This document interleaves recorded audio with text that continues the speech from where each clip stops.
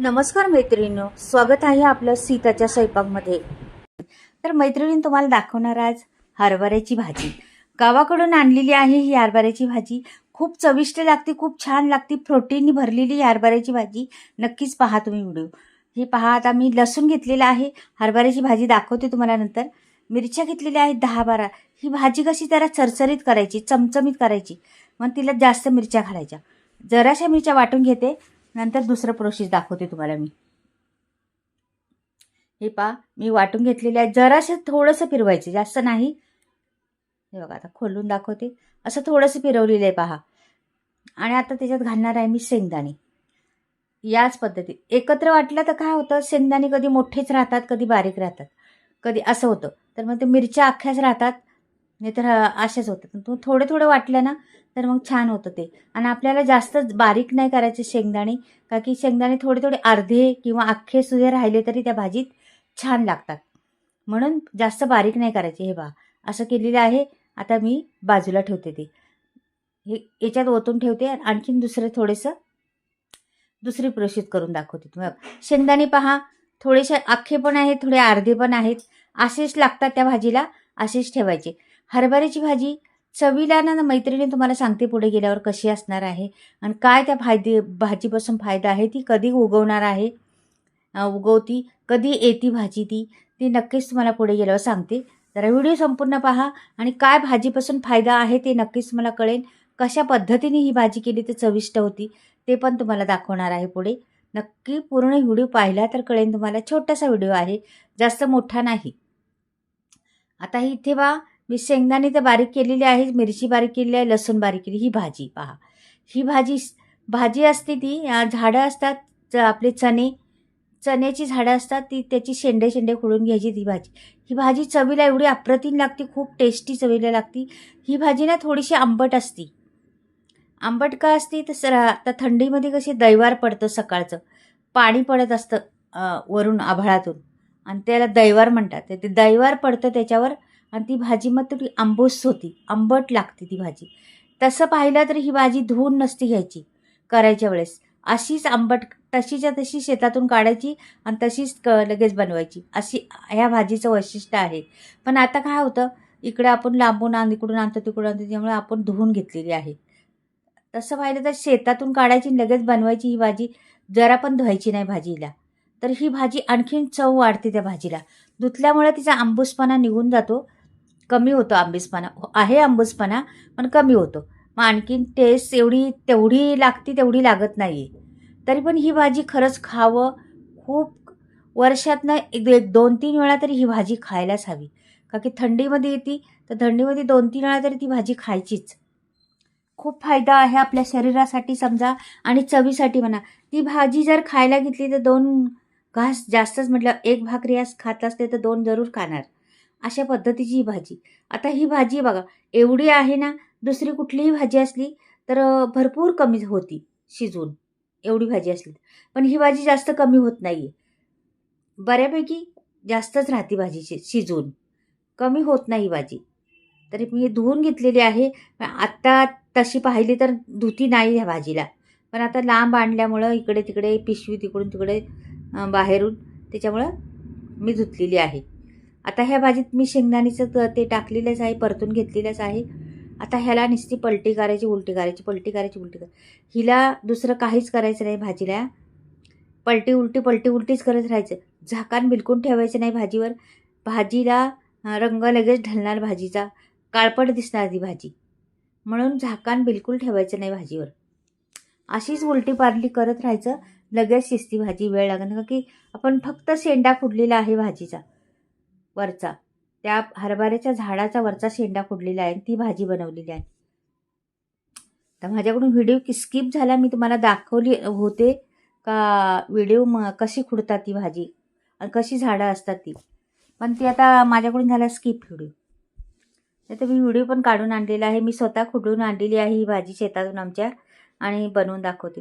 आता थोडंसं ते आपण घेतलेलं आहे ना, थोडासा पाण्याचा शिपका मारते तिच्यात. थोडं 2 चमचे पाणी घातलेलं आहे, जास्त नाही घातलेलं, 2च चमचे पाणी घातलेलं. तर ही नुसतं हलवत राहायचं. पहा तुम्ही, 1 पळीभर तेल ओतलेलं आहे, तेल पण नाही जास्त लागत त्याच्यात, का की शेंगदाणे घातलेले आहेत ना. तेल नाही टाकलं तरी चालतंय, त्याला काही प्रॉब्लेम नाही.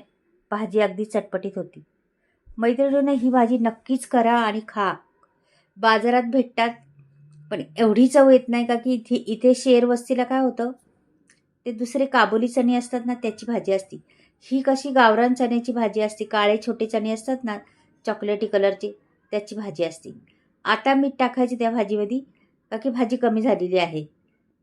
कमी झालं तरच मीठ टाकायचं. आता भाजीला पाणी पण सुटेल मीठ टाकल्यामुळे, आणि भाजी शिजायला मदत पण होईल. आणि भाजी किती अंदाज ते पण कळतो आपल्याला. म्हणून पालेभाज्यांमध्ये नंतरच मीठ टाकायचं, पहिलं मीठ टाकायचं नाही.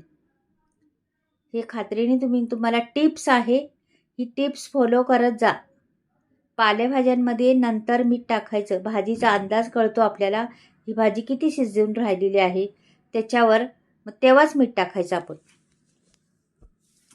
म्हणजे एकदम परफेक्ट भाजी होते, नाही खराट होत, नाही आळणी होत. आता ही भाजी ना अशी सोडायची बघा. मी आता सोडते ना काबिल त्यानी, अशी सोडून घ्यायची, सुट्टी करून टाकायची सगळी, का की हा मसाला सगळीकडे गेला पाहिजे. का की ही भाजी काय होतं, असं गठ्ठे गठ्ठे राहतात ह्या भाजीमध्ये. मग ते गठ्ठे राहतात, मग त्याला मसाला लागत नाही. गठ्ठ्यांमध्ये आतमध्ये मसाला जातच नाही. हे पहा, मी अर्धे काही शेंगदाणे आहेत, काही मोठे अख्खे आहेत. ते आपण भाजी खाताना ना खूप टेस्टी लागतात, का की आंबूस पैदा होतो त्याला, आंबूसपणा. आणि मग ते शिजतात पण, त्याला खूप टेस्ट येते. म्हणून थोडे थोडे अख्खे आणि अर्धे असे शेंगदाणे पण टाकायचे त्याच्यात. तर ते तशाच पद्धतीने मी वाटून घेतलं होतं, त्याच्यामुळे ते बघा तसे राहिलेले आहेत. पहा बरं, भाजी आपाप शिजत आलेली आहे का नाही, कमी कमी झाली आणि भाजी शिजत आलेली आहे. पहा, अशी सुट्टे करत राहायचं सारखं. भाजीला वेळ लागत नाही शिजायला, पटकरी शिजती भाजी. मैत्रिणींनो, ही भाजी हरभऱ्याची तुम्ही केली असेल कधी का? नक्कीच मला कळवा. करता का तुम्ही ही भाजी? आणि अशाच पद्धतीने करता का? वेगळी पद्धत मी आयडिया सांगितलेली त्या पद्धतीने करता का? का आणखीन दुसरी कसली पद्धत असते ती नक्कीच सांगा. मग मी पण तुमच्या पद्धतीने प्रयत्न करीन करण्याचा.